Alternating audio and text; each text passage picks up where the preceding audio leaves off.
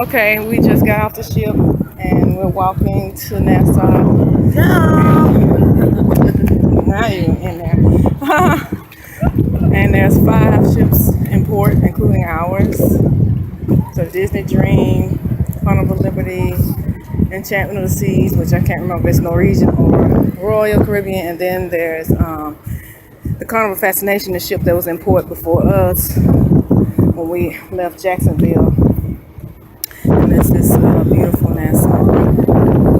And we're just walking around taking pictures. And then we have a taste tour here coming up in about an hour.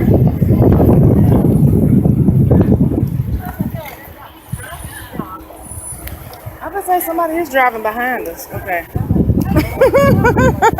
I thought I heard that. Oh, garbage truck. Yeah, I know that smell. What my boss say? Smell like money.